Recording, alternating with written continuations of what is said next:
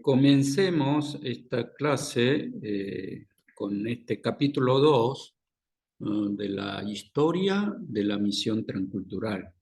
Y cuando nosotros preguntamos cuándo comienza la misión transcultural, comienzan con, con el libro de Hechos, con la venida del Espíritu Santo en el día de Pentecostés. ¿Mm? Entonces allí, cuando vino el Espíritu Santo, todas las lenguas fueran entendidas y que todos hablaban y pudieron entender. Allí vemos que se manifestó el reino de Dios saltando esa barrera de la diferencia de lenguas y pudo todos llegar a entender. Y entonces el apóstol Pedro predicó y se convirtieron 3.000 personas. Y con esta prédica nace la primera iglesia. Entonces aquí vemos que por la misión, como producto, como resultado, nace la iglesia. Y luego, otra vez, la iglesia nacida en el día del Pentecostés hace la obra misionera, desde Jerusalén, Judea, Samaria, hasta lo último de la tierra. Por eso que la misión y la iglesia van juntas. No es que está primero la iglesia, después está la misión, sino que primero está la misión, como resultado de la misión nace la iglesia y luego la iglesia otra vez hace la misión, y en este caso vemos que la iglesia de Jerusalén fue una iglesia misionera. Y después, pero estos judíos evangelizados todavía no podían superar o saltar esa barrera cultural, pero Dios, el Espíritu Santo, a través de la visión de Pedro, le dijo que coma, mate y coma estos animales inmundos, y finalmente obedeció, come, y luego llegaron los enviados de Cornelio, y allí otra vez la casa de Cornelio, todos fueron llenos del Espíritu Santo. Y luego en Hechos capítulo 13, allí vemos que la iglesia de Antioquía envía a Pablo y Bernabé, los primeros misioneros de la iglesia hacia Asia Menor y Europa. Y esta iglesia oraron, ayunaron, y luego enviaron, por supuesto que siguieron sosteniendo a estos misioneros.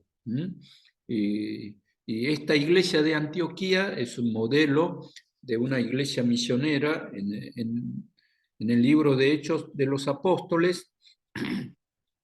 Y después en capítulo 15 hay un concilio de Jerusalén donde ratifica la salvación por la fe y es el fundamento de la misión hacia los gentiles. Esto se abre como una puerta para que el evangelio no se quede atado a la ley judía dentro del judaísmo, sino que derribó esa pared y para que el evangelio pudiese llegar a toda la nación.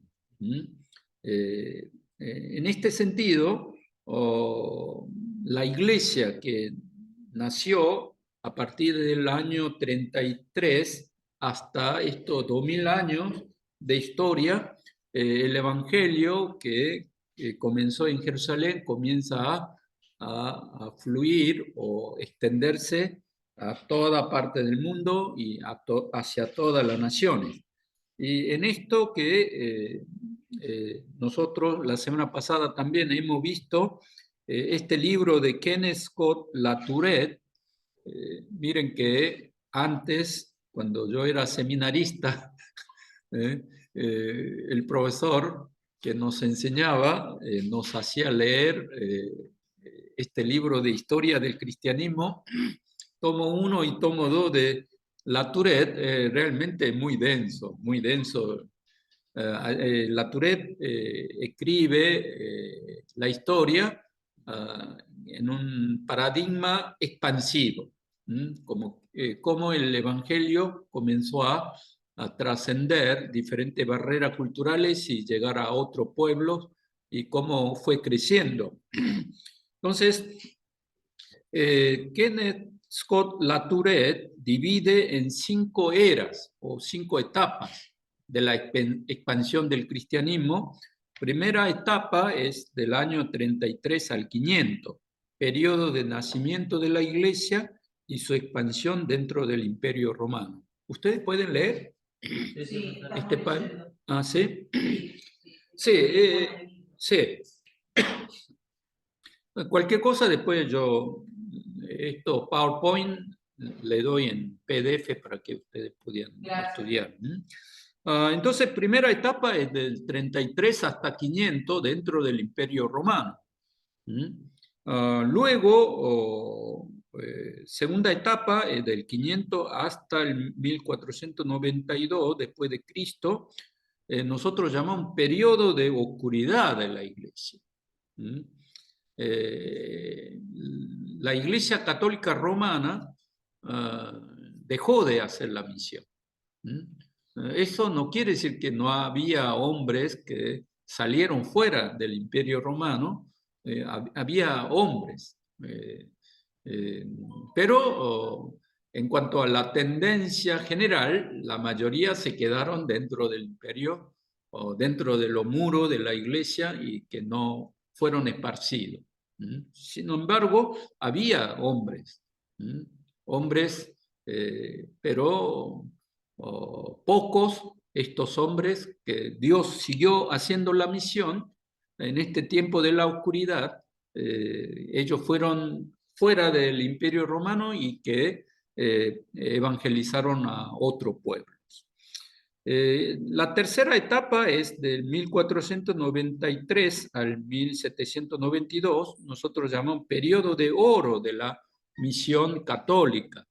El descubrimiento de América, después los viajes hacia África y Asia, esto permitió que, si bien hubo colonizadores que fueron colonizando diferentes lugares, pero detrás de los colonizadores también fueron los sacerdotes, los misioneros, y esta época nosotros llamamos como la época de oro de la misión de la Iglesia Católica.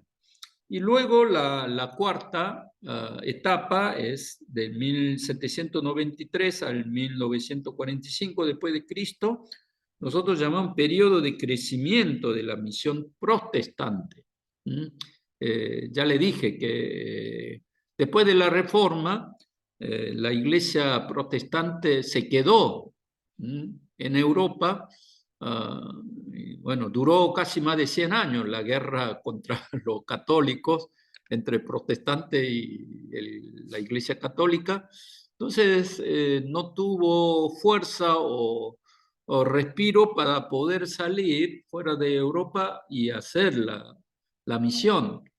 Pero Guillermo Carrey, desde Inglaterra, un pastor bautista, él se despertó leyendo la Biblia, dijo que la Gran Comisión no es un mandato cumplido, sino que es un mandato para todos los cristianos. Entonces de Inglaterra fue a India.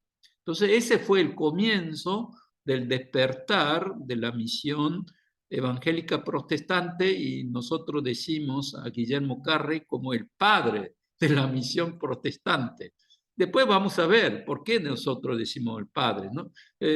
No solamente él haber ido a India se transformó en padre, sino que él concientizó a toda Europa la necesidad de ir a la misión y además él organizó una agencia misionera. Como no había una agencia misionera donde preparaba luego enviaba y después los controlaba o los guiaba.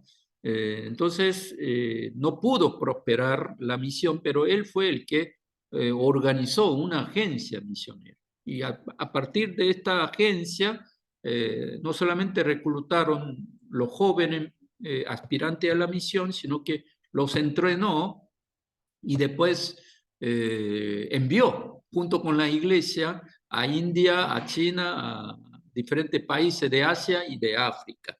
Entonces, nosotros estos siglos decimos siglo de grandes obras misioneras de la iglesia protestante evangélica, ¿no? Y después la quinta etapa es de 1945, después de la Segunda Guerra Mundial hasta el día de hoy. Nosotros decimos periodo de la misión contemporánea, ¿no? Entonces, de esta forma, la Tourette, que tiene 2 tomos bien gruesos, son casi 2.000 páginas, más de 2.000 páginas de lectura, pero es tan pesado que nosotros en el seminario Tirano, en vez de la Tourette, les decimos que lean Justo González, que es un latino, escribe mucho mejor, más interesante, tiene mejor llegada para la lectura y después también escribe muchas anécdotas. Entonces esto se hace mucho más fácil para la lectura y el aprendizaje de la historia del cristianismo. Entonces, miren que cómo ve esta perspectiva global histórica de Kenneth Stott Latourette, ¿no? Entonces, dice que hasta el año 500 del 33, nosotros es la fecha de la resurrección de nuestro Señor Jesús y el nacimiento de la iglesia. Hasta el 500 hay un crecimiento. Después hay un bajón, retroceso, pero luego sigue creciendo, hay otro retroceso, y después del siglo XVI, con el descubrimiento de América, de África y Asia, estos siglos de grande descubrimiento, otra vez la iglesia crece. Y después cae y luego otra vez sube, ¿no? Entonces hay crecimiento, retroceso, crecimiento, retroceso, crecimiento y retroceso. Ahora, en estos tiempos también hay un poco un cierto retroceso del cristianismo, ¿no? Nosotros no tenemos que decepcionarnos, porque según la Tourette, el Espíritu Santo que obró con el nacimiento de la iglesia en Jerusalén, siguió con su obra y sigue creciendo, aunque haya pequeño retroceso, ¿no? Entonces, nosotros no tenemos que alarmarnos, sino que el Evangelio sigue hasta lo último de la tierra, ¿no? Entonces, aquí se ve cómo es la marcha del cristianismo. Después ustedes lean el PDF que yo le voy a subir. Y además en el siglo XVI, en América Latina, fue colonizada por los españoles y también por los portugueses. Y en este tiempo, América Latina también hay un avivamiento de fe. Esto es una gran oportunidad, dicen los misionólogos, ¿no? En este tiempo, en este periodo de la misión contemporánea. Entonces, Dios tiene grandes esperanzas del pueblo latinoamericano, porque de aquí muchos jóvenes van a salir como misioneros hacia el mundo, hacia el mundo. Entonces yo la semana pasada vi en YouTube un video, dice que España ahora hay un gran despertar de las iglesias evangélicas. Históricamente fue un país muy católico, España, pero ahora hay un gran avivamiento en España gracias a los latinos que se emigran por dificultades económicas, muchos argentinos, también de muchos lugares de América Latina van a España y allí lo primero que hacen es fundar iglesias. Entonces, desde España como que está dando una nueva fuerza o un nuevo despertar, un impulso del Evangelio desde España hacia Francia, Alemania, hacia Inglaterra, a otros países de Europa, ¿no? Por eso yo creo que hay una renovación espiritual y crecimiento de iglesia que va a permitir que América Latina sea usada para servir con el Evangelio al resto del mundo, no evangelizado. Amén. Entonces, esto es lo que nosotros podemos ver.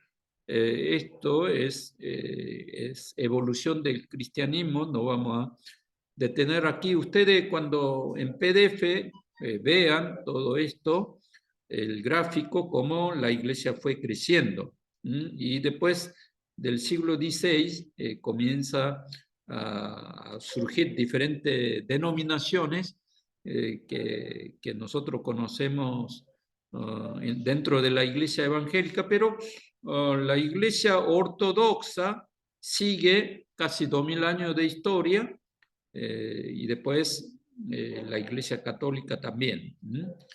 Entonces, miren que aquí está el mapa de los cristianos, países cristianos, y este lugar nosotros llamamos como ventana 1040, ¿no?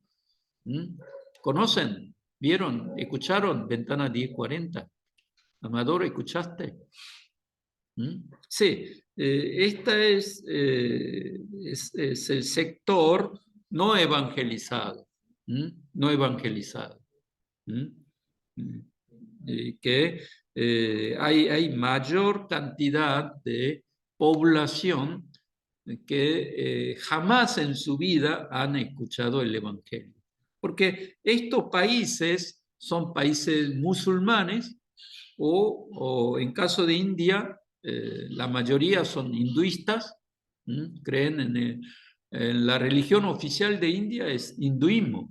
Pero el budismo que nació en India, pero comenzó a crecer hacia el sudeste asiático y llegó a diferentes países de Asia y China, Japón y Corea, ¿no? Entonces, el budismo es bastante fuerte en estos países.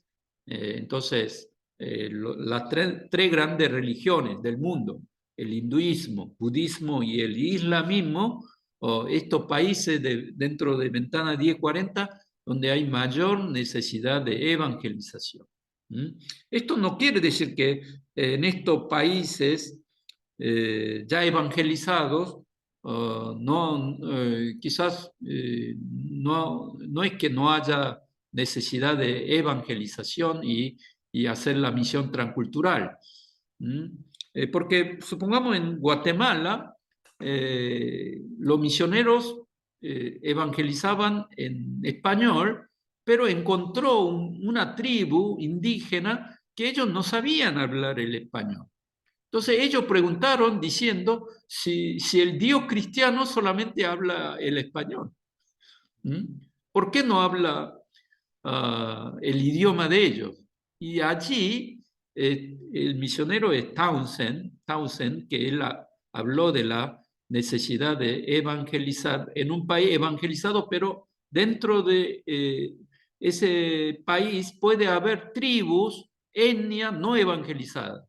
Entonces él comenzó a hablar de la misión hacia lo no alcanzado dentro de un país o un lugar ya evangelizado. Tenemos que nosotros descubrir ese pueblo o etnia no evangelizado, ¿no? Entonces puede ser también en Perú, pueblos que viven en Amazonas, etnias olvidadas, muchas veces dicen etnias olvidadas o etnias escondidas, ¿no? Entonces, aquí también pueden haber miles de etnias, pueblos que todavía tiene que ser evangelizado.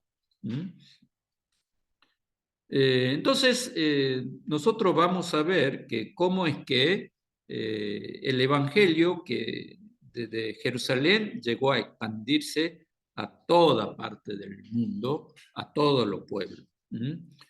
Y aquí vemos que este es el mapa, cuando aquí nace la iglesia en Jerusalén, pero el centro de la historia bíblica es este lugar, ¿no? Babilonia. Abraham dejó la tierra de Ur, fue a Harán y después vino a Canaán. Y este Egipto. Egipto. Entonces, la historia bíblica gira en torno a esta región, pero el cristianismo que comenzó en Jerusalén, miren que en pocos años llegó a expandirse prácticamente dentro de todo el Imperio Romano. Es algo milagroso, o parece, si fuese algo humano, no podría. Miren que en esa época no había ni internet, ni avión, ni auto, pero miren que casi en 100 o 150 años el Evangelio llegó a casi a la mayoría del Imperio Romano. Y después, miren este color rosado más fuerte. Estas regiones son regiones donde la iglesia y el Evangelio llegó con mayor intensidad que otras regiones. Entonces, miren, Jerusalén, Damasco, Antioquía, aquí vemos que 7 iglesias de Asia Menor llegó a Europa, Roma, miren que llegó hasta España, y después norte de África, Cartago, Chipre y Egipto, Alejandría. Ya le dije que Alejandría fue una de las iglesias más importantes dentro del Imperio Romano en estos años, de los primeros inicios del cristianismo. La iglesia de Jerusalén, Antioquía, Alejandría, la iglesia de Constantinopla, la iglesia de Roma, fueron 5 iglesias importantes, grandes iglesias con influyentes hombres de Dios que influyeron dentro del Imperio Romano. Entonces, ¿cuáles eran las condiciones favorables para que la misión transcultural pudiese expandirse en pocos años dentro del Imperio Romano? A ver, lea lo que dice, a ver, Amador. Sí, para que no sea monólogo hoy, ¿no? Sí, a ver, sí. Si tienen preguntas, hagan ustedes también, sí. Las condiciones favorables para la misión dentro del Imperio Romano. Primer punto. La seguridad y la paz romana. Pax Romanae. Romana. Sí. Romanae. Sí, la paz romana.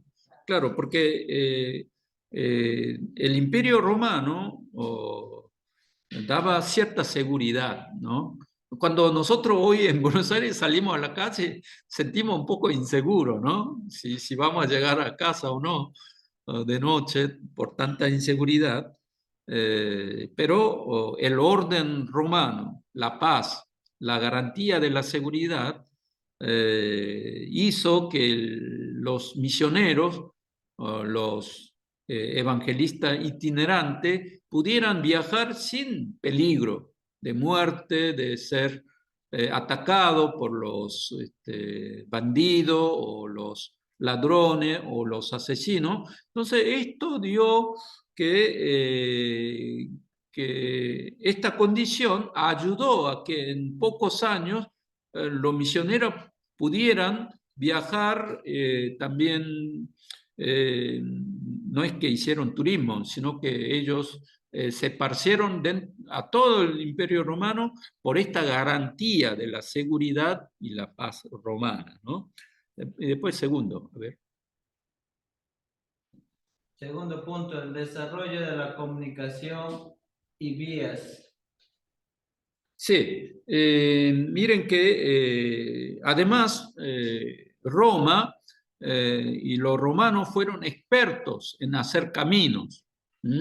Ellos desarrollaron la comunicación marítima, terrestre, construyeron los caminos, entonces por estos caminos, por eso hay un dicho que dice que todos los caminos llegan a Roma, dice, ¿no? Todos los caminos llegan a Roma. Entonces, cuando los militares, es decir, el ejército romano conquistaba esa región dentro del Imperio Romano, después lo primero que hacían era construir caminos para que estos caminos pudieran llegar hasta Roma, ¿no? Entonces, este desarrollo de la comunicación fue una condición favorable para que el Evangelio y la misión pudiera ser que en pocos años pudiese evangelizar a todo los pueblos dentro del Imperio Romano. Y después la unidad cultural.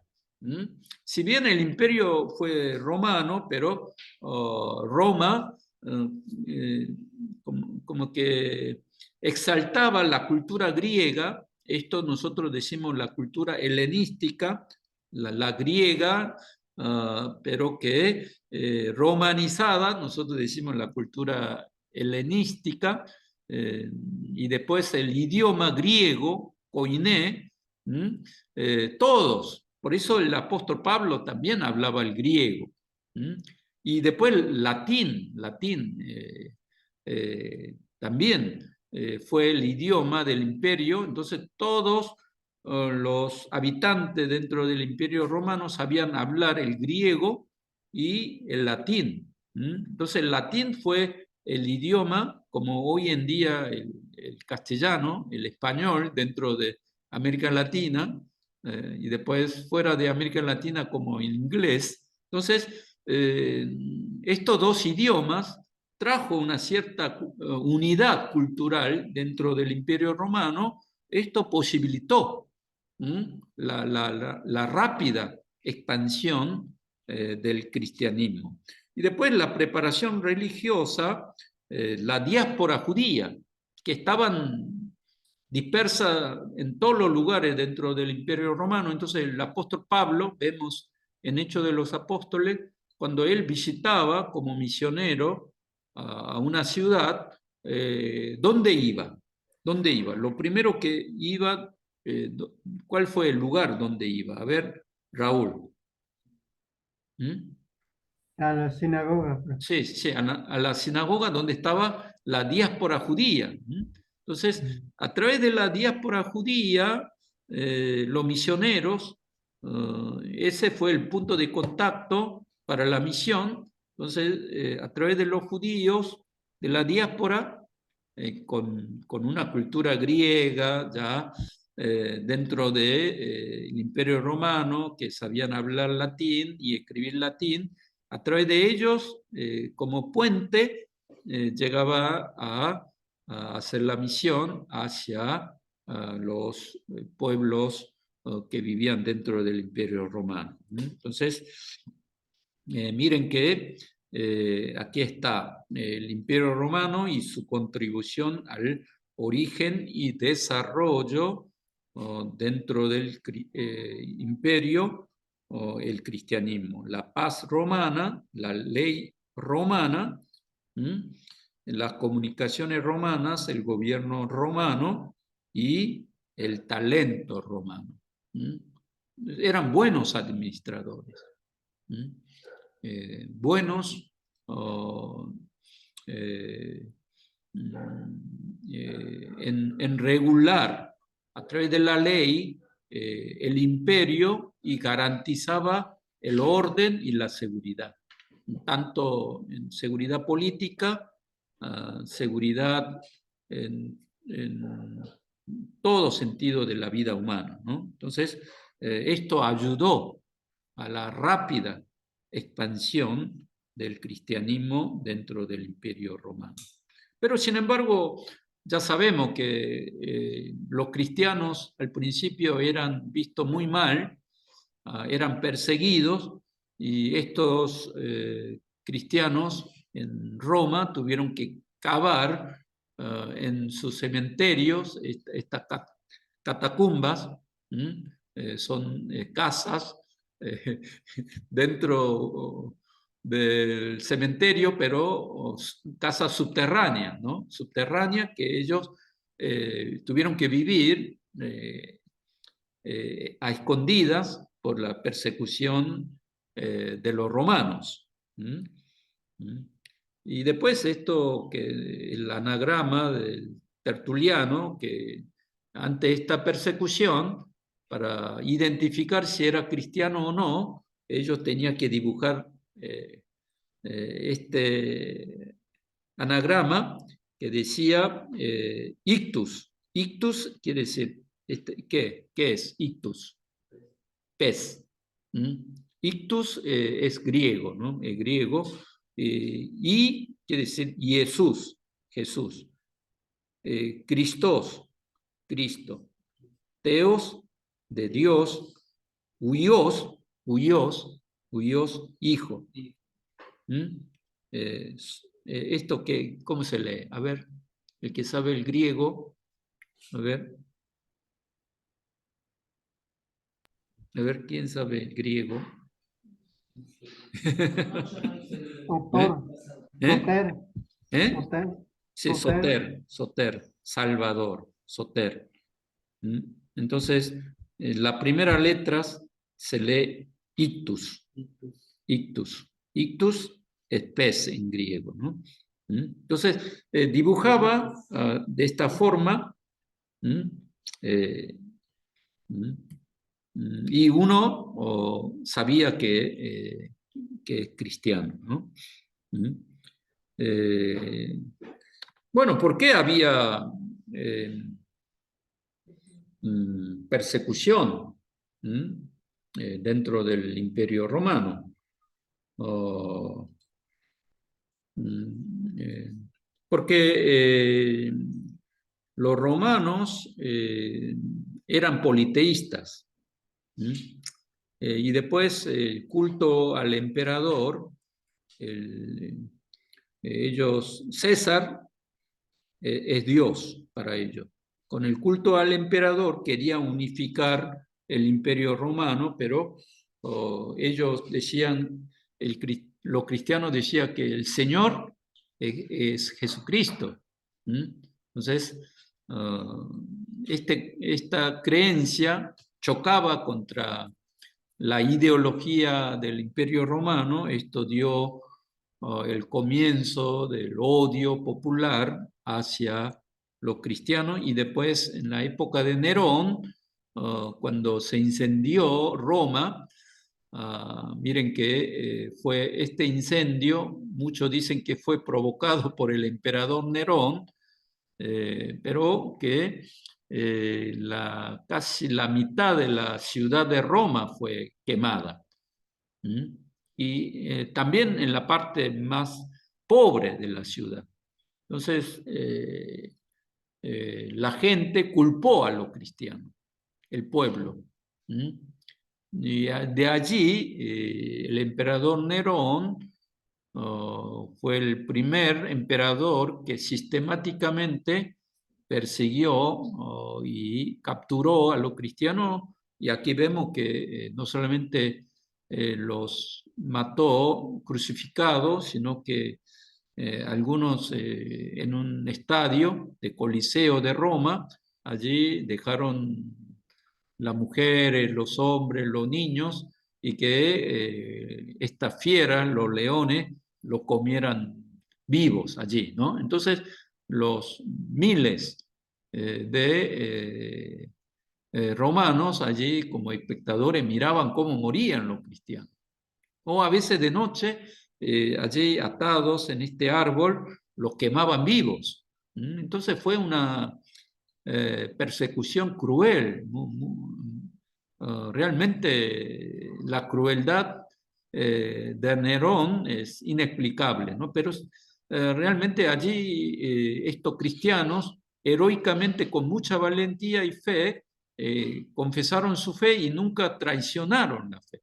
Entonces, ustedes cuando leen el libro de Latourette, libro de Justo González, allí van a poder leer con lágrimas estos héroes de la fe de la primera, los primeros siglos de la cristiandad, en esta época de la persecución, ¿no? Por eso aquí dice que la primera persecución fue la de Nerón, incendio de Roma el 18 de julio del año 64. Sí, 64. Sí. Y después, la semana pasada nosotros hablamos que después siguió sistemáticamente la persecución a todos los cristianos hasta el siglo III, pero este emperador Constantino dice que su madre fue cristiana. Y él dice que el nombre se llama Caius Flavius Valerius Aurelius Constantinus en latín, ¿no? Nacimiento en el año 272 antes de Cristo y bueno, lugar en Naissus, hoy Yugoslavia. Es de Imperio Romano Oriental. Por eso él trasladó el imperio de Roma hacia Constantinopla. Por eso la ciudad Constantinopla, que después se va a llamar Imperio Bizantino, en honor a Constantino. Constantinopla quiere decir ciudad de Constantino, ¿no? Ciudad de Constantino. O sea, allí hoy en día sería Turquía, Istambul, ¿no? En la capital de Turquía sería la ciudad de Constantinopla, donde este emperador Constantino va a poner fin a la persecución hacia los cristianos. Miren que este es el lábaro de Constantino. La semana pasada ya le dije que él en la última guerra él tenía menos ejército, estaba casi, el pronóstico que daba era que no podía ganar con el contrincante, pero él de noche vio esta cruz, dice, esta cruz. Esta cruz y el ángel del Señor dice que mientras él dormía, dijo que con este lábaro salga a pelear y que va a ganar la guerra. Entonces dice, y no signo vincis, en inglés, con este signo vencerás. Esto es famoso, ¿no? Famoso lábaro de Constantino. Entonces, en el año 312, la última batalla por Roma, allí este señor Constantino, ¿no? Con la ayuda de la cruz de Cristo, dice que ganó la batalla y él unifica el imperio romano como un único emperador, ¿no? Entonces, el triunfo de Constantino hace que el cristianismo termine con la persecución y él oficializa el cristianismo como religión dentro del Imperio Romano. Pero esta decisión de Constantino, según los historiadores, dice que fue más política que religiosa. Porque vio que ya, aunque haya persecución dentro del Imperio Romano, ya había un montón de cristianos. Entonces, él quiso unificar el imperio con el cristianismo. Y entonces usó el cristianismo políticamente para traer unidad religiosa a una fe con el cristianismo para que el imperio romano comienza su crecimiento. su crecimiento. Entonces, Constantino finalmente reconoció al cristianismo como religión lícita, como religión dentro del Imperio Romano. Entonces, ¿qué favores del Constantino le dio al cristianismo? Terminó con las persecuciones generales a través del Edicto de Milán en el año 313. Este Edicto de Milán es muy importante, ¿eh? Ustedes tienen que saber de memoria. Si alguien le pregunta cuándo se terminó la persecución y cuál fue el edicto, ustedes 313, Edicto de Milán, así tiene que decir a la gente o a los que le preguntan, ¿no? Entonces, donó lugares para construir templos cristianos, incorporó cristianos como funcionarios del gobierno, eximió a los cristianos del servicio militar, otorgó privilegios a los sacerdotes cristianos. Antes eran perseguidos, ahora ellos son reconocidos, respetados, remunerados y además puestos en lugares de honor dentro del imperio como funcionarios, ¿no? Entonces, eximió de impuestos a las iglesias, se prohibió a los cristianos en la participación de fiesta pagana, hizo el día domingo un feriado civil. Pero esto trajo favores, pero también, irónicamente, también una desgracia. Por eso el cristianismo que crecía, pero después comenzó después de 500 años, a decaer por esta oficialización y reconocimiento de Constantino, porque si bien terminó la persecución, hay favores, hay privilegios, pero esto trajo como una maldición la mundanización de la iglesia, la secularización de la iglesia. Entonces, ¿qué es lo que pasó antes y después de la oficialización de la iglesia? De la iglesia perseguida, la iglesia se convirtió a la iglesia oficial.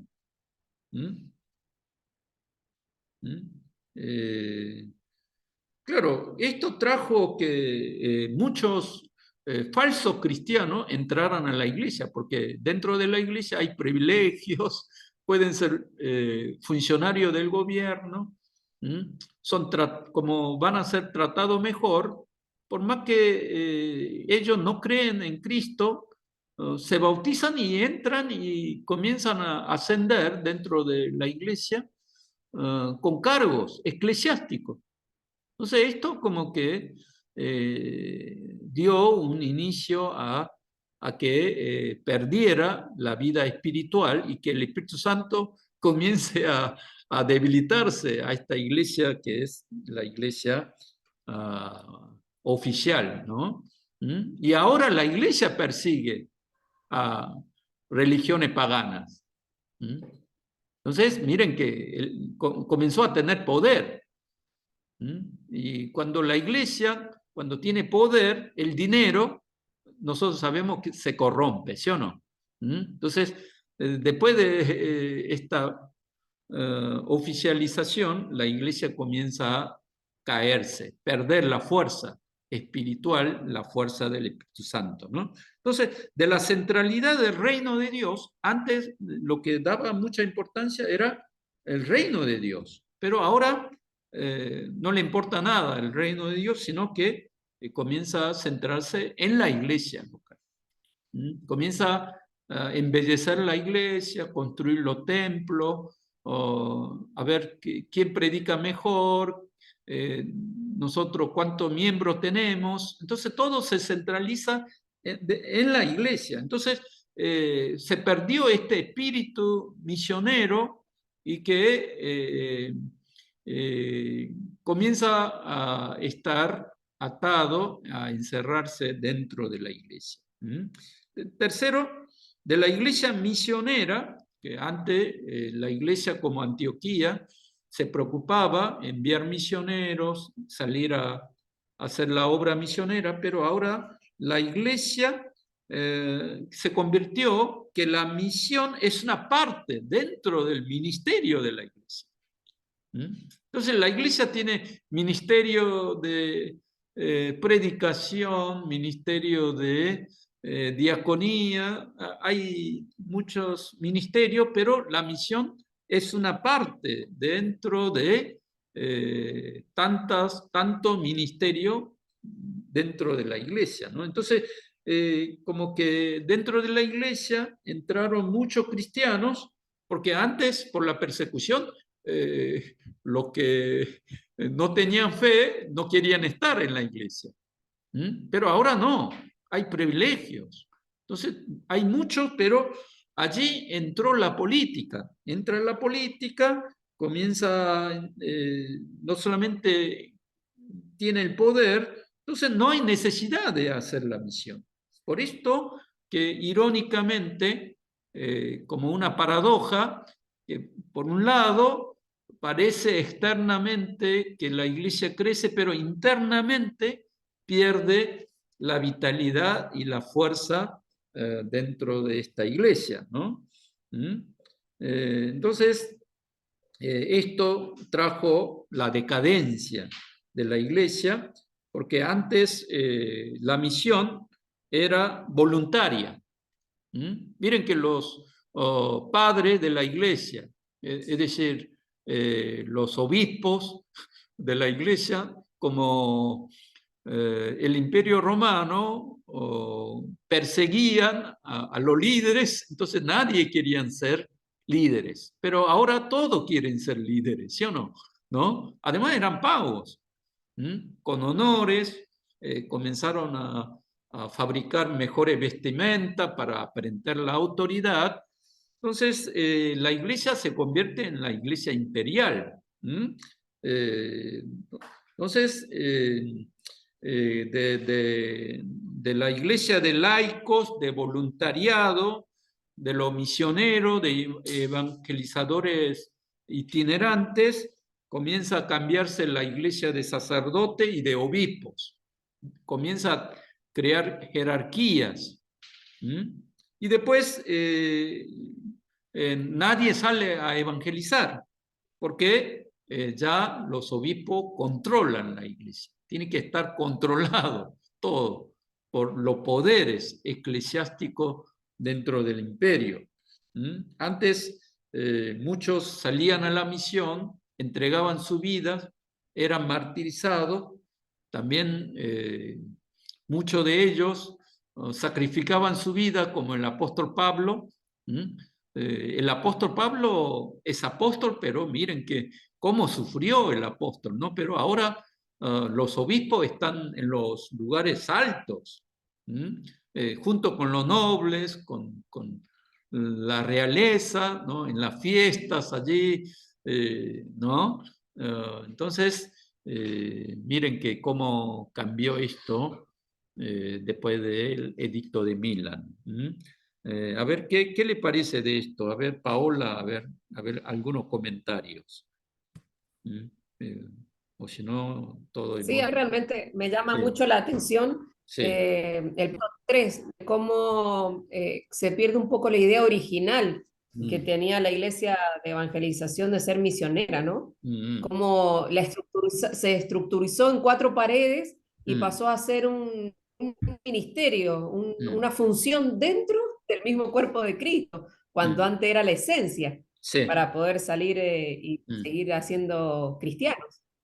Eso realmente me impactó mucho. Y como dice usted, después los laicos, ofrecerse para sacerdote, obispo, o sea, a cualquiera podía ofrecerse, presentar esos cargos y bueno, es muy parecido a lo que pasa hoy día también. Uno conoce varias personas que se han presentado como pastores, con o sin llamado, y bueno, viven esos privilegios, pero no cumplen realmente la verdadera función.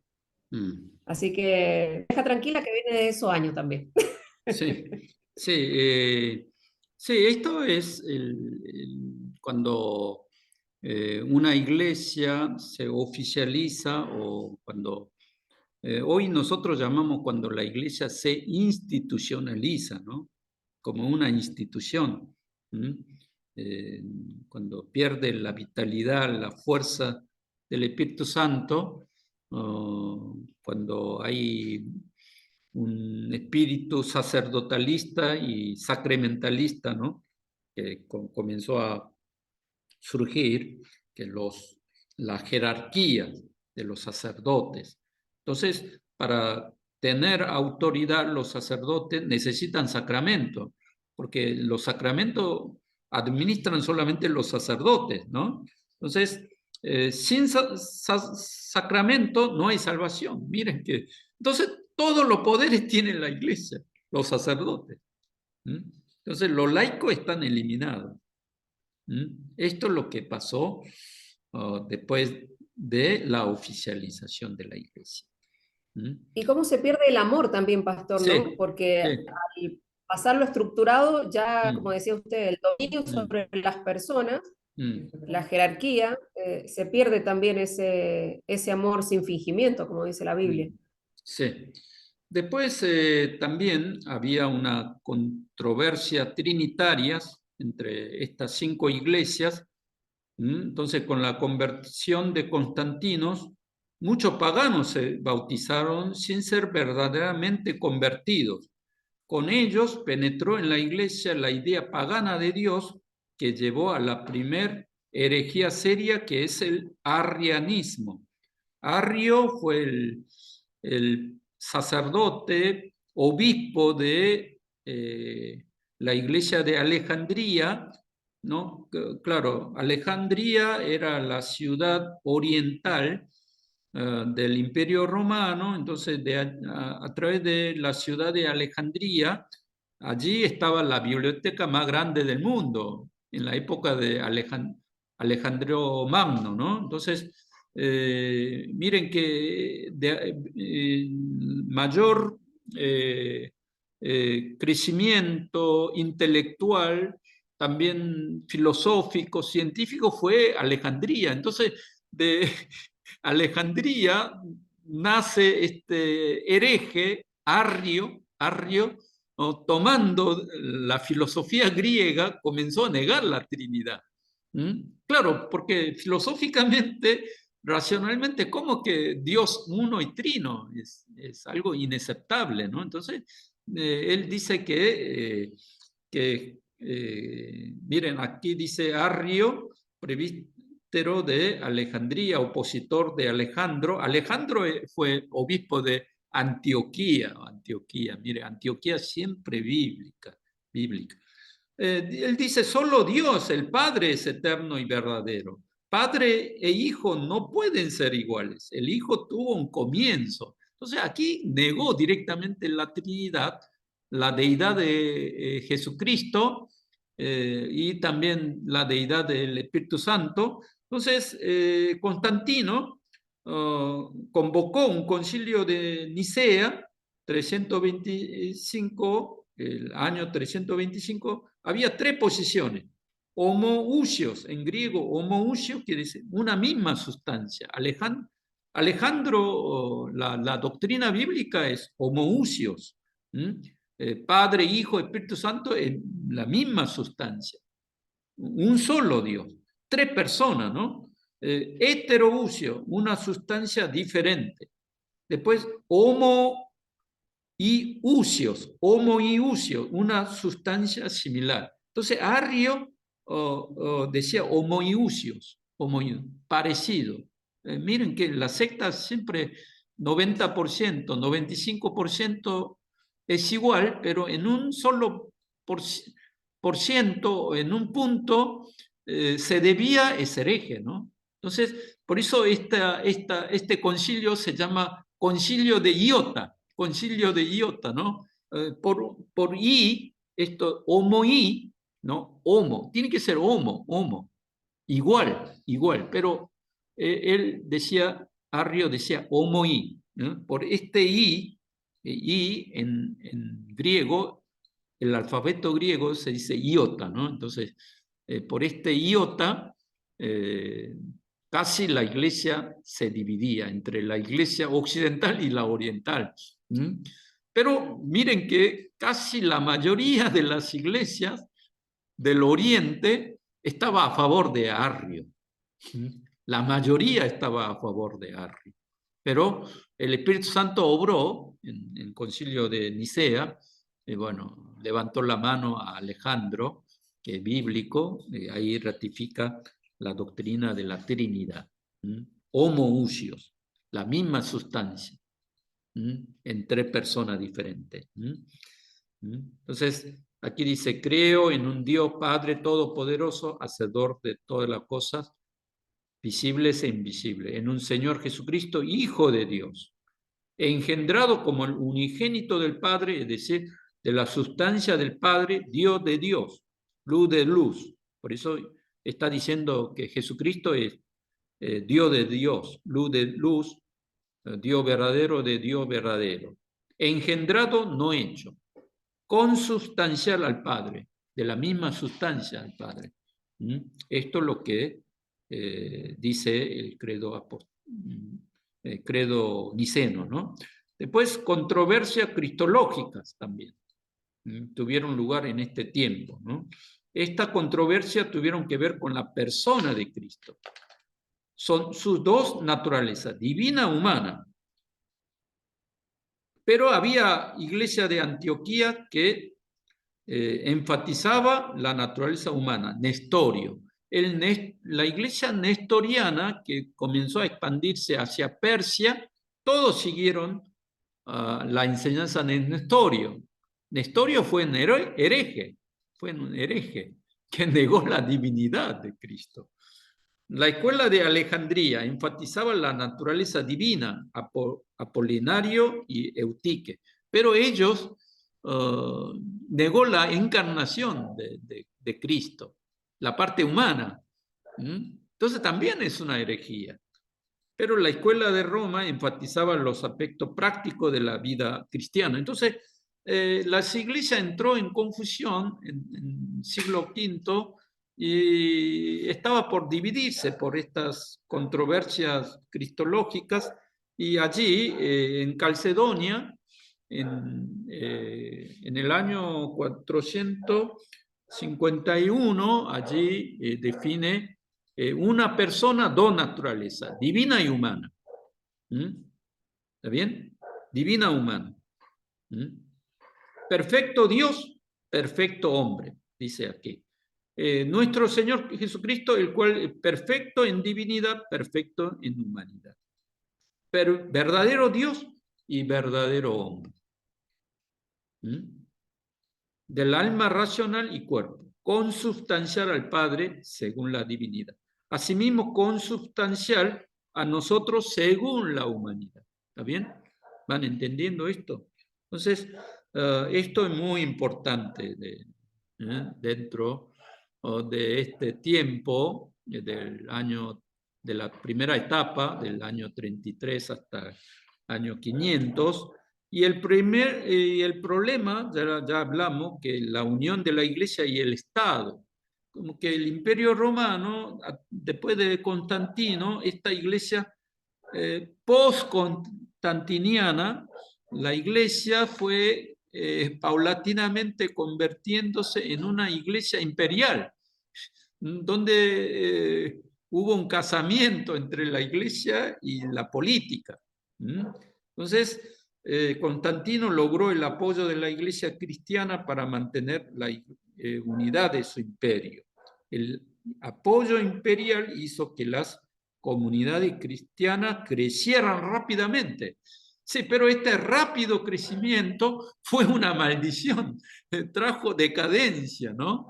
Externamente había muchos cristianos, pero falsos cristianos nominales, creció dentro de este tiempo, y en Occidente la Iglesia disfrutó de cierta libertad respecto al Estado, mientras que en Oriente los emperadores acumularon el poder.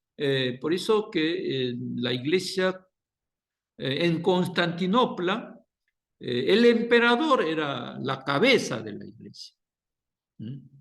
Sí, el Papa en Roma, pero dentro del Imperio Romano Oriental, en Constantinopla, el emperador era el Papa, el patriarca. Entonces, miren cómo estaba asociado la política con la iglesia, ¿no? Entonces, esto lo que pasó trajo mucho problema, que nosotros sabemos, la decadencia, la corrupción y el problema de la mundanalidad. Como resultado, comenzó a surgir movimiento monástico dentro del Imperio Romano en esta época para una renovación espiritual, ¿no? Y en el siglo II y III se multiplicaron los casos quienes escogían la vida del ascetismo y la castidad.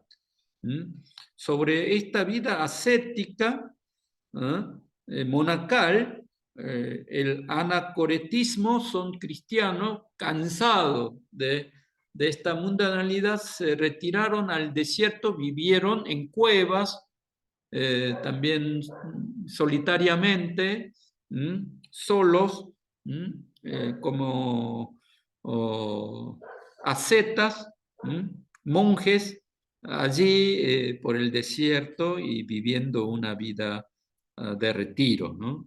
Miren, Estambul, capital de Constantinopla, construyó este templo, este catedral que se llama Santa Sofía, que es el monumento de la iglesia más grande del mundo. Es mucho más grande que el Vaticano. Pero ahora es una mezquita musulmana, porque Turquía es un país musulmán, ¿no? Entonces borraron todas las imágenes de Jesús, de María, de los apóstoles, allí borró todo.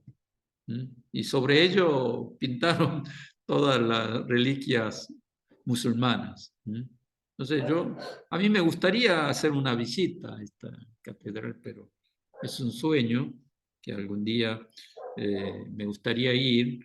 Entonces este hombre, Antonio, fue un monje del desierto que comenzó esta vida monacal, y después Pacomio, padre de la vida cenobítica, una vida... Al principio vivían aislados, pero después tuvieron necesidad de vivir en comunidad bajo un superior. Allí nace el monasterio, ¿no? Entonces, el monasterio fue el centro de la evangelización. Entonces, en Oriente, Basilio de Cesarea, Efraín, fueron grandes hombres que no solamente viviendo en una comunidad, tradujeron la Biblia, luego también escribieron la Biblia y también enviaron misioneros ellos. Entonces, Jerónimo, también miren, Agustín de Hipona, fue monje. Pero este Benito de Nurcia, en el año 480 al 550, es el padre del monasticismo occidental. Él fundó un monasterio en Monte Cassino. Y él fundó este monasterio, pero lo importante es la regla de San Benito. La regla es famosa, esa regla. San Benito dividió en 3 etapas, 3 tiempos: 8 horas de descanso, 8 horas de trabajo y 8 horas de estudio. El seminario tirano, en la vida interna también, seguimos la regla de Benito.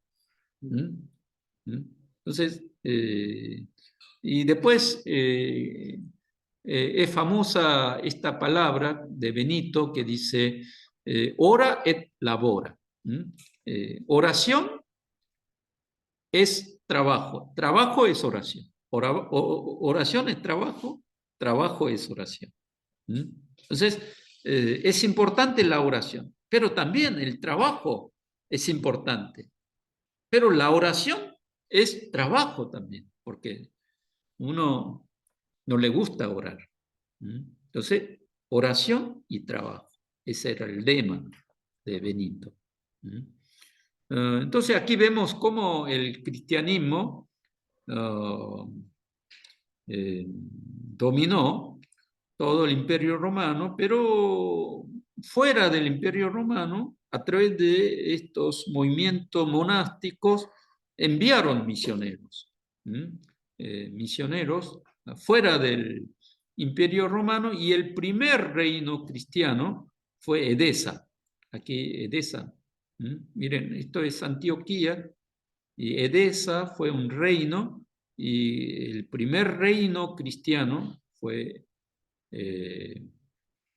cristiano, y cristianizó a toda la población dentro del Imperio Romano, de Edesa, ¿no? Y después, primera nación cristiana fue Armenia. Allí, es decir que en este tiempo había hombres, pero pocos en su minoría, pero también salieron a evangelizar fuera del imperio.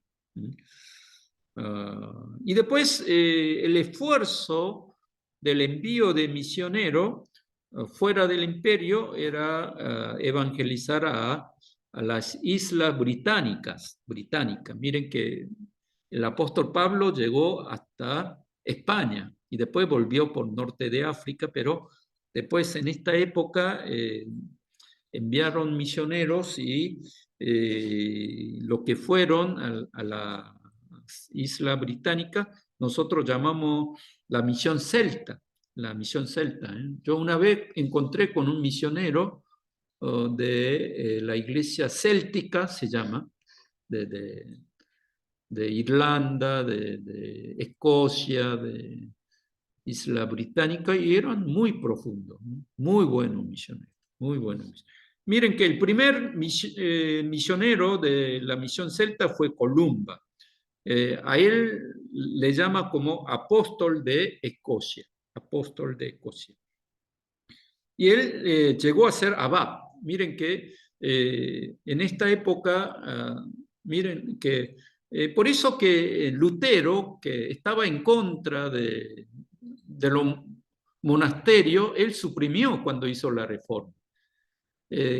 Por este motivo, la iglesia protestante evangélica no pudo enviar misioneros, porque no había una organización fuera de la iglesia.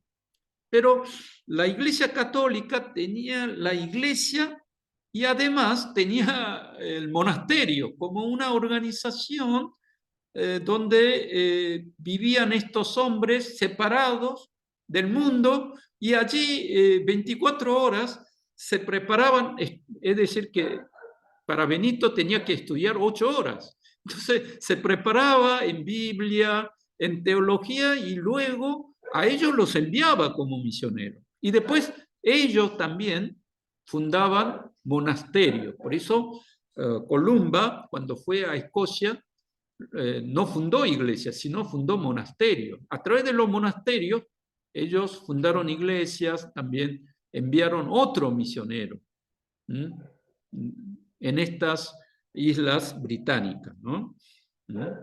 Y después, miren que fue Escocia, después fue a Irlanda, fundando varios monasterios. En 563 fue a la isla de Iona y fundó un monasterio. Fundó la misión celta, ¿no?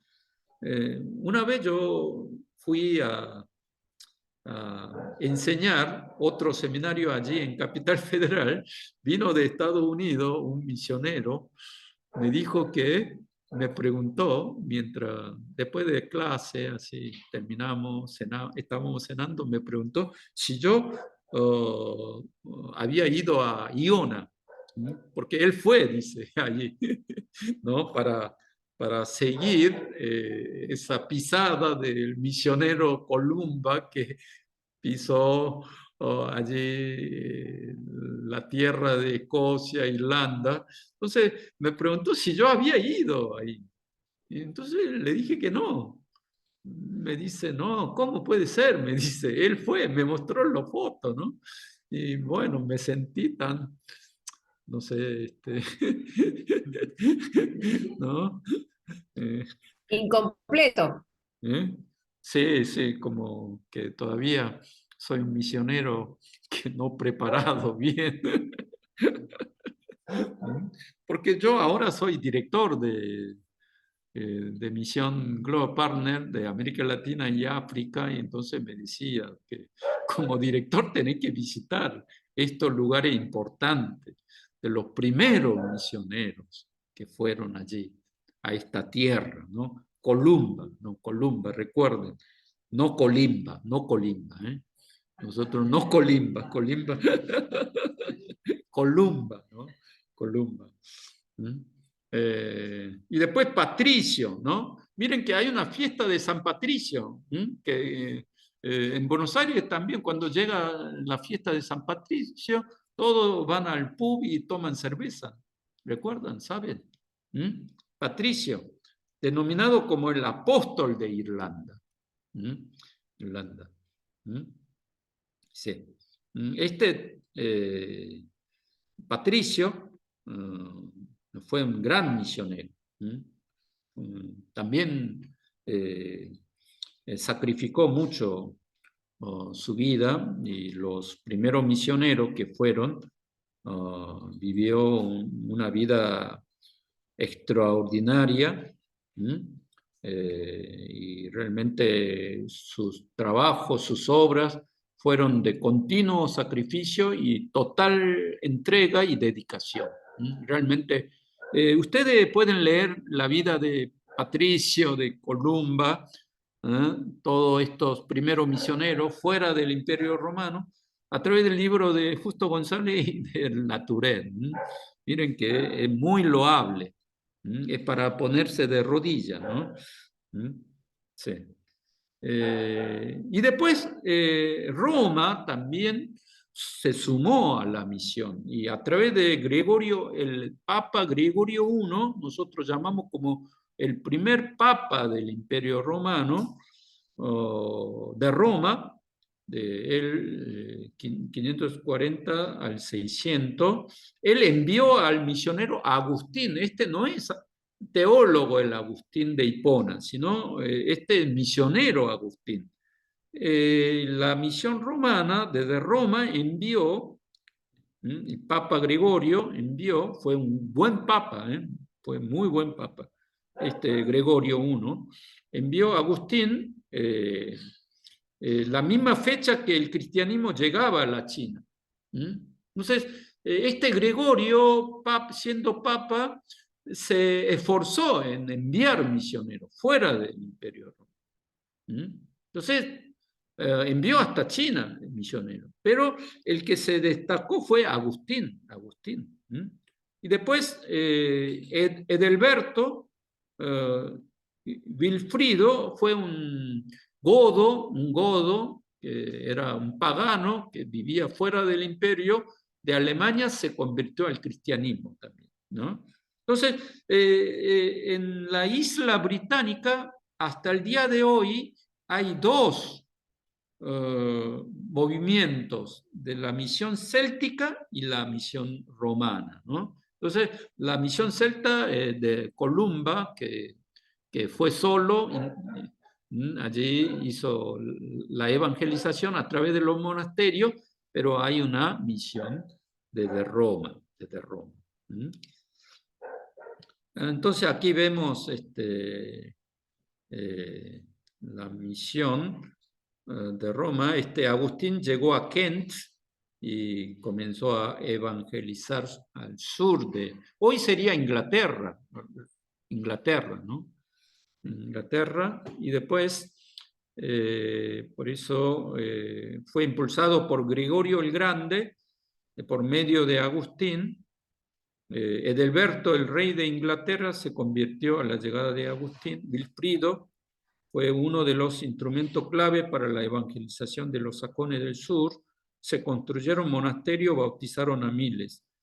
Agustín fue el primer arzobispo de Canterbury. Canterbury, donde está el catedral más grande de Inglaterra. Allí, en esa catedral de Canterbury, ¿qué hacen? Toma juramento o corona al rey. ¿vieron cuando hacen la coronación? En ese palacio, en esa iglesia catedral, y ahí es este lugar histórico. Miren que entonces allí vemos que está la misión romana, la misión céltica, y que en este tiempo Imperio Romano Occidental fue invadido por los bárbaros. Sin embargo, estos bárbaros, estos paganos, rápidamente se convirtieron al cristianismo. Y después este misionero, Willy Brodo es el apóstol de los Países Bajos. Miren, por eso no es que en este tiempo todos se quedaron allí dentro del Imperio Romano, sino que hubo misioneros. Hubo misioneros que salieron fuera del imperio. Y después Bonifacio es el apóstol de Alemania.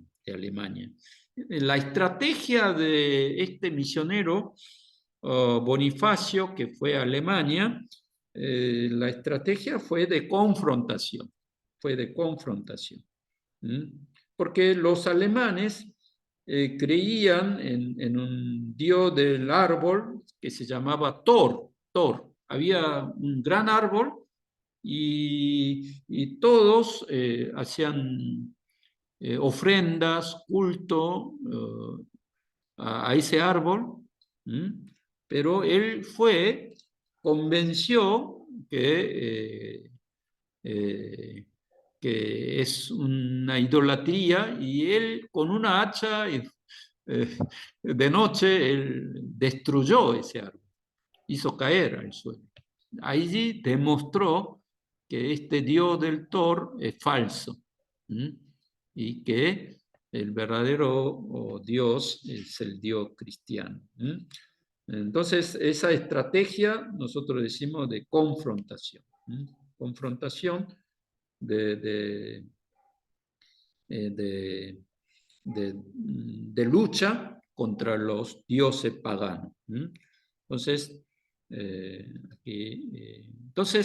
después nosotros vemos que a partir del año 500 al 1492, nosotros llamamos tiempo de oscuridad, ¿no? En ese tiempo, la característica de la misión en la Edad Media es que ya habíamos hablado, es el tiempo de fortalecimiento del papado y el sacramentalismo de la salvación. Que aparecen los primeros papas como Gregorio el Grande, y nace esta idea de los sacramentos, que sin sacramento no hay salvación. Y la Iglesia tiene el poder de administrar los sacramentos. Es decir, que la Iglesia tiene los sacramentos. ¿Quiénes los administran? Los sacerdotes. Esta idea se fortalece en la Edad Media, ¿no? Después, la jerarquización de los sacerdotes dentro de la Iglesia. Sacerdote, obispo, arzobispo y después luego el Papa. Una jerarquía de poder. Y los laicos comienzan a perder poder y se hace como que único poderosos los sacerdotes. Luego, la cristianización masiva y política ha traído muchos cristianos nominales. En este tiempo de la Edad Media hay muchos cristianos nominales. Cuando la estrategia misionera de la Edad Media era ir y convertir al rey, y después cuando el rey se bautizaba, todo el pueblo automáticamente tenía que ser convertidos y bautizados. Entonces, la estrategia era la conversión masiva y el bautismo masivo. Entonces, si un pueblo, si la cabeza aceptaba el cristianismo, todos automáticamente tenían que ser cristianos. Esto trajo una religión falsa. Estratégicamente parecía muy efectiva, ¿sí o no? Una rápida expansión y cristianización, pero sin embargo, irónicamente, paradojalmente, trajo también falso cristiano dentro de estos países convertidos, ¿no? Después los monasterios se convierten en centro de la misión, como en caso de Agustín, Columba, Patricio, y otros misioneros, monasterio donde se estudiaba, preparaba a los hombres. Y estos hombres enviados por los monasterios eran como un centro de propagación de la misión en este tiempo de la Edad Media, ¿no? Y después la estrategia de la misión era la acomodación. Esto se llama la acomodación. ¿Qué significa la acomodación? Significa si hay costumbres o fiestas paganas, en vez de transformar esta cultura, lo que hacía era acomodar esta cultura con la cultura, con la verdad cristiana o bíblica. Por esto esta de la Navidad, en realidad fue una fiesta pagana de la natividad del sol, de la justicia, pero lo acomodó como la fecha del nacimiento de Jesús de Cristo. Y esto sucedió en el siglo V después de Cristo. A ver qué piensa de esta estrategia. A ver, Raúl, a ver, dé una opinión. Sí.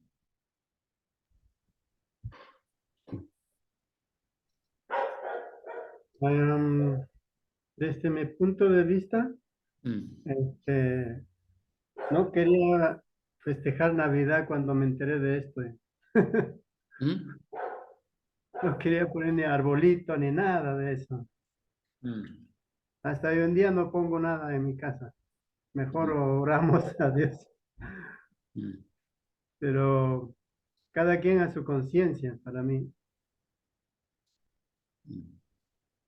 A ver, Susana, ¿qué es su opinión?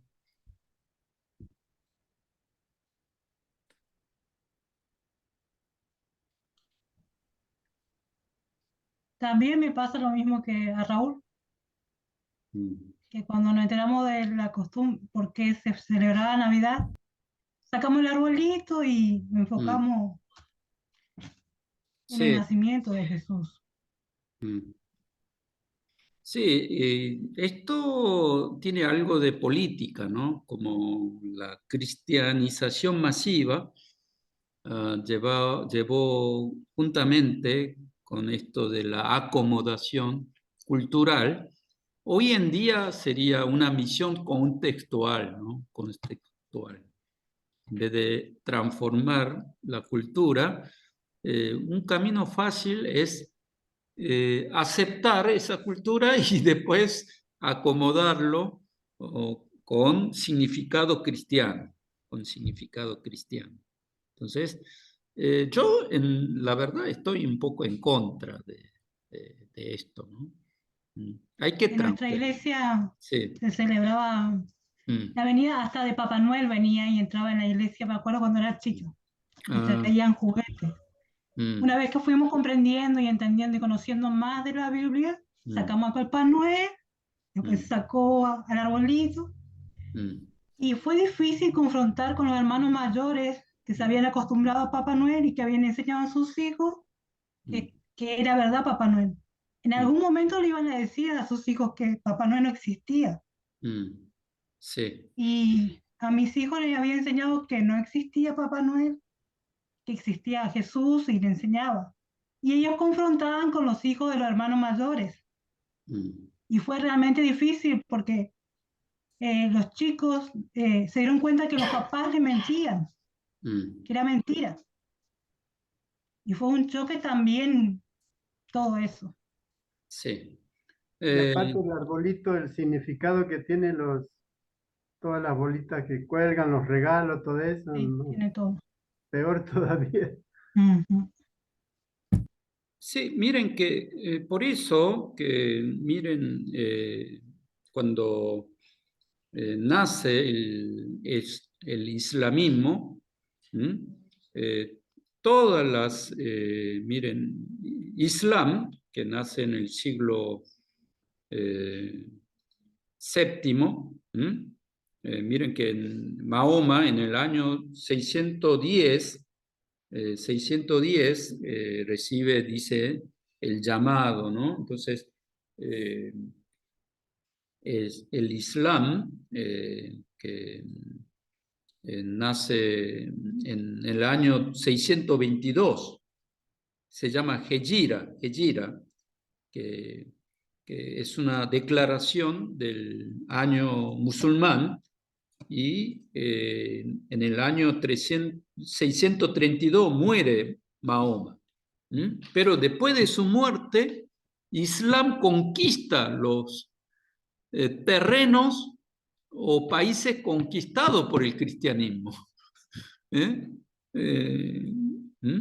¿Y por qué habrá sido así? Miren, norte de África, que fue país cristiano, España, país cristiano, toda Arabia, toda parte del Imperio Romano Oriental se convierte al islamismo.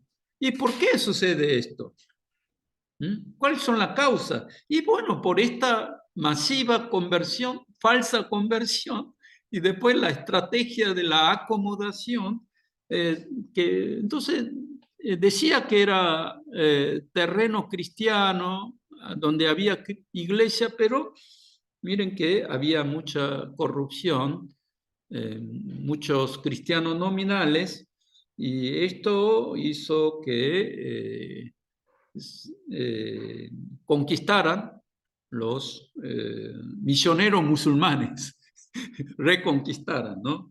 Entonces, después también las controversias doctrinarias dentro de la iglesia, también dentro del Imperio Romano, muchos cristianos iban a iglesia, pero también estaban practicando la idolatría, y adoraban a imágenes. Entonces miren que la característica del Islam es nada de idolatría, 0% de idolatría. Entonces esto trajo mucha vitalidad al islamismo, y también otro factor que en el siglo VII hubo mucha peste, pero los musulmanes, es decir, ellos vivían una vida nómada, y entonces vivían en el desierto, aislados, separados de uno y otro, en ciudades cristianas. Cuando había peste, morían casi 2/3 de la población, mientras estos árabes casi no sufrieron ninguna muerte. Esto ayudó a que en poco tiempo el islamismo prácticamente conquistaran todos los países cristianos, Es algo irónico, ¿no? Entonces, por eso nosotros decimos, es tiempo, era etapa de oscuridad dentro del cristianismo, la Edad Media, ¿no? Y después estas cruzadas que emprendieron desde el papado para reconquistar la Tierra Santa, fue un desastre. Fue un desastre. Asesinó, miren, 8 cruzadas hubo, que fueron hasta la Tierra Santa, pero mientras iba violaban mujeres. Miren que ellos que organizaron un ejército, mientras iba hacia Jerusalén, pasaron por Constantinopla y destruyeron toda la ciudad. Mataron todos los hombres de Constantinopla, saquearon y violaron todas las mujeres. ¿Y cómo puede ser esto, no? Entonces fue muy vergonzoso. ¿no?, esta historia de la cruzada. Y además, cuando fueron a esta ciudad, mataron a todos los árabes, las mujeres violaron y cortaron la cabeza hasta los niños. Pero ustedes vieron La Tierra Santa, la película, cuando los árabes, los turcos, reconquistaron Jerusalén, a los cristianos que vivían en Jerusalén lo dejaron ir por el mar para que puedan volver hacia Europa, ¿no? Entonces, hasta el día de hoy, como que la misión hacia los musulmanes es una traba, una barrera muy grande, porque cuando vamos a evangelizar, lo primero que dicen los árabes, los musulmanes, ¿y qué pasó con la cruzada?, ¿no? Por lo que destruyeron, mataron, saquearon, violaron. Entonces, hasta ahora tiene esa trauma este pueblo musulmán, ¿no? Entonces, realmente parece una tarea casi imposible evangelizar por todos estos horrores, desastres que hicieron a partir del papado, junto con obispos, los reyes cristianos, organizando un ejército, usando la violencia para conquistar la Tierra Santa, y con eso pensaron extender el reino de Dios y hacer la misión, ¿no? Totalmente contrario a la Biblia. A ver, una opinión, a ver, Mauro, y dé una opinión y terminamos y oramos. Sí, la verdad que es interesante la historia.